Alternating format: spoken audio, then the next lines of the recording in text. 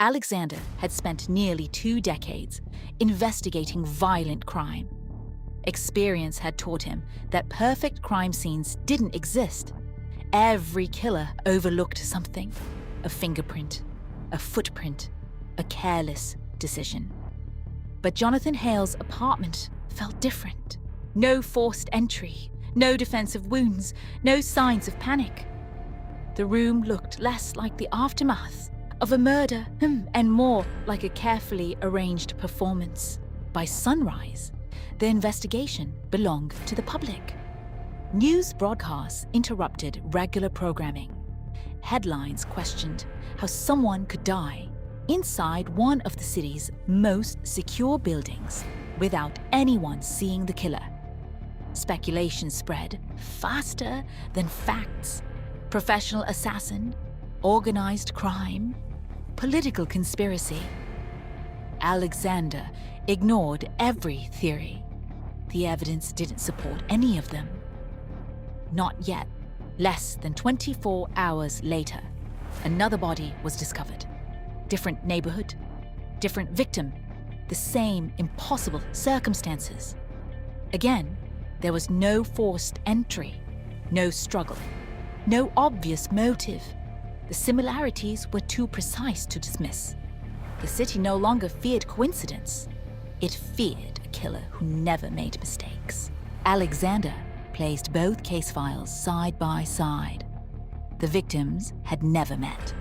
Different careers, different neighborhoods, different lives. Yet their final hours followed almost identical patterns. Each had cancelled appointments. Each had withdrawn unusually large amounts of money.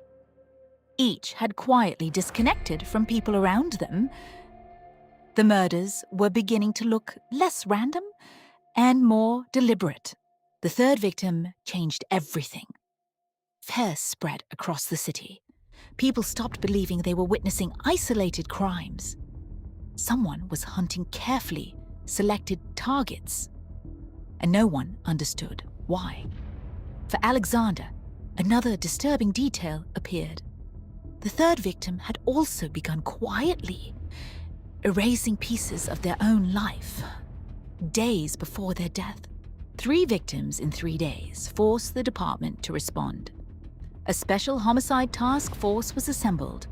Forensic analysts, cyber investigators, financial crime specialists.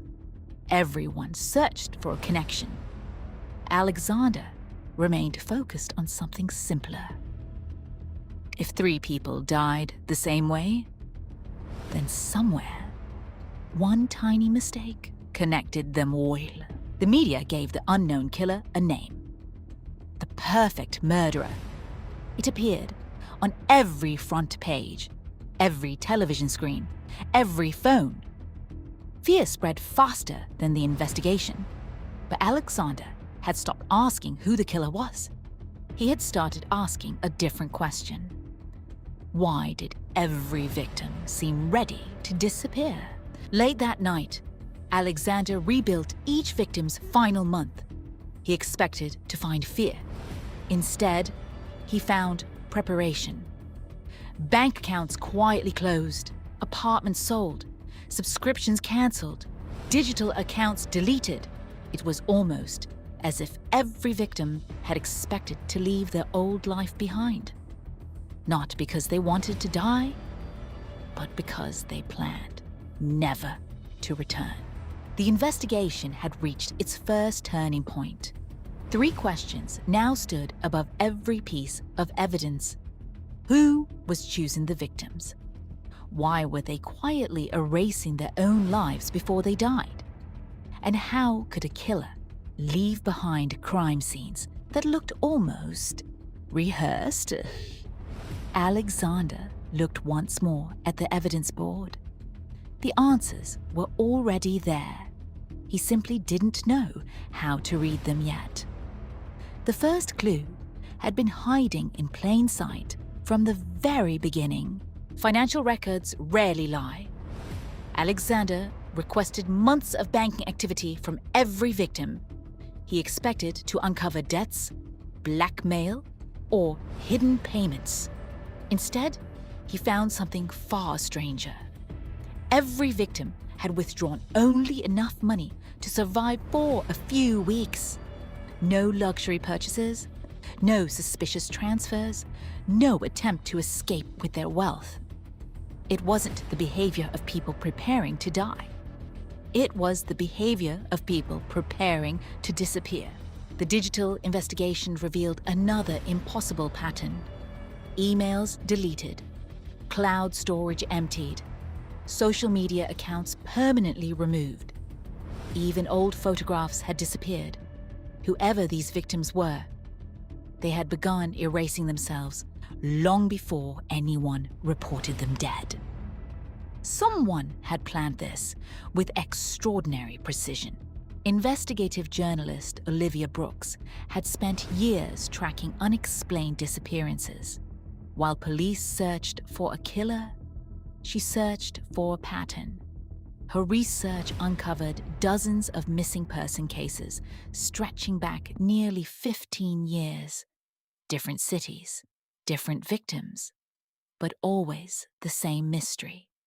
People simply vanished, leaving behind lives that seemed intentionally abandoned. When Olivia shared her findings with Alexander, the investigation changed direction for the first time. Among thousands of archived police reports, Alexander discovered a classified case file. Most of its contents had been removed. The remaining pages contained only names, dates, and blank spaces. Someone had deliberately erased the truth, not to hide a murder, but to hide something much bigger. One address appeared again and again, an isolated property far beyond the city. Officially, it didn't exist. No owner, no utility records, no photographs. Alexander expected to find another crime scene. Instead, he found signs that someone had been living there, recently, comfortably, and willingly. Hundreds of hours of surveillance footage passed before Alexander noticed it. Each victim left home calmly. No panic, no one chasing them, no visible threat. If someone had forced them, they hid it perfectly. Or perhaps they weren't being forced at all. A routine interview produced the first impossible statement. An elderly taxi driver claimed he had driven one of the victims 2 days after the official time of death. Police dismissed his memory. Alexander didn't. Because if the witness was right, then someone officially declared dead had walked away alive. For the first time, Alexander questioned the investigation itself. What if these weren't murders? What if every crime scene had been built to convince the world someone had died when they hadn't? The evidence suddenly began fitting together. Closed accounts, deleted identities, prepared departures. The victims hadn't been running from a killer. They had been leaving their lives behind. The hidden file pointed toward a name that appeared nowhere in public records. No headquarters, no employees, no official existence. Only whispers about an organization capable of making people disappear forever. Not through violence, but through carefully constructed new identities. If the rumors were true, the city had never been chasing a serial killer. It had been chasing a ghost. Alexander stood alone in front of the evidence board. For days, he had searched for a murderer. Now, he reached a conclusion no one else was prepared to accept. The first 4 victims may never have been murdered at all. Every clue that once pointed toward death now pointed toward escape. The task force believed they were hunting a perfect killer. Alexander believed they had been investigating the wrong crime from the very beginning. But one question refused to disappear. If 4 deaths were only an illusion, then whose body had been lying inside Jonathan Hale's apartment, just as the investigation appeared to be solved. Forensic science changed everything. Marcus Stone returned to Jonathan Hale's apartment one final time. He wasn't searching for new evidence. He was verifying the old evidence. Beneath a polished marble table, he found a microscopic blood droplet that had escaped every previous examination. It didn't belong there, and unlike everything else in the apartment, it couldn't have been staged. Alexander's new theory collapsed in an instant. One death was real. Alexander compared Jonathan Hale's apartment with the other 4 crime scenes. The similarities were almost perfect. Almost. Jonathan's security system had been manually disabled. The others had been switched off remotely. Jonathan's watch had stopped at the exact moment of death. The others wore watches that had been deliberately broken afterward. Every detail pointed toward the same conclusion. Someone had copied the organization's methods, but they hadn't copied them perfectly. Alexander ignored assumptions. Instead, he rebuilt Jonathan Hale's final 24 hours. Every phone call, every camera, every payment, every step. The timeline revealed something impossible. Jonathan had attended a private meeting that officially never happened. Someone erased it, but they missed one camera, one reflection, one face. The hidden meeting led to a network of shell companies. Money moved through dozens of accounts. Each transaction appeared legal until Alexander noticed one payment. It wasn't large. It wasn't suspicious. It was perfectly ordinary, and that was exactly why it stood out. Someone wanted investigators to ignore it. One name surfaced repeatedly: Daniel Mercer, corporate intelligence consultant. No criminal history. No known connection to Jonathan Hale. No reason to attract attention. He was exactly the kind of person investigators overlook, which made Alexander pay even closer attention. The deeper Alexander looked, the less Daniel Mercer seemed to exist. Few photographs, no interviews, no social media. A career hidden behind confidentiality agreements. He lived like a man who never wanted to be remembered. For Alexander, that was more suspicious than any criminal record. Inside Jonathan Hale's office, one document was missing, not stolen, removed. Every folder remained perfectly arranged. Only one file had disappeared. Whatever Jonathan discovered, someone believed that document was worth killing for. Alexander finally confronted Evelyn Carter. She admitted the existence of the organization. Its purpose was simple: protect witnesses whose lives could never be safe again. Every staged death saved another innocent life. But she confessed something else. Months earlier, sensitive information had been accessed without authorization. Someone had learned how the disappearances worked. The organization had been compromised. Jonathan Hale wasn't simply another protected witness. He had uncovered financial records proving someone inside the corporate world was funding criminal operations through legitimate businesses. He intended to reveal everything before he could.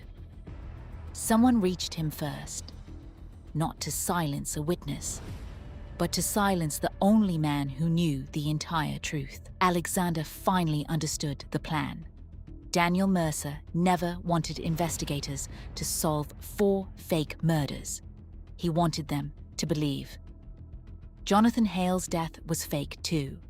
Hide one real murder inside 4 staged disappearances, and the truth disappears forever. It wasn't the perfect crime, because there was no evidence. It was the perfect crime, because the evidence pointed in the wrong direction. Alexander looked at the investigation board one final time. Now, every piece finally fit. Alexander knew Daniel Mercer had realized the truth was closing in.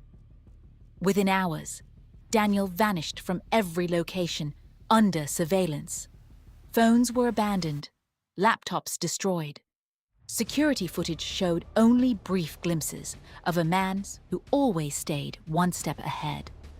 But perfect plans share one weakness. They depend on everything going exactly as expected.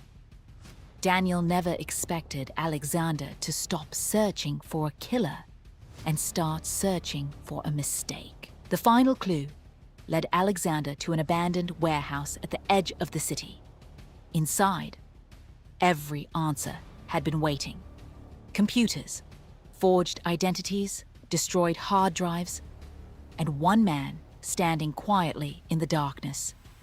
Daniel Mercer hadn't come to escape. He had come to make sure the truth died with him. Daniel didn't deny the murder. Instead, he admired it. He explained that investigators would eventually discover the staged disappearances.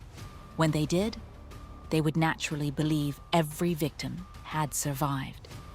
Jonathan Hale would become just another name on the list. One real death, hidden inside 4 perfect illusions. The murder wasn't invisible because evidence was missing. It was invisible because the truth had been buried beneath a far greater lie. Daniel believed his plan had no flaws, but perfection had failed him. The microscopic bloodstain beneath Jonathan's table, the disabled security system, the missing document. Each detail meant nothing alone. Together, they told the only story Daniel could never erase. Jonathan Hale had truly died. The investigation was over. Daniel Mercer was arrested without resistance. For the first time since the murders began. The city believed it could finally breathe again, but Alexander knew.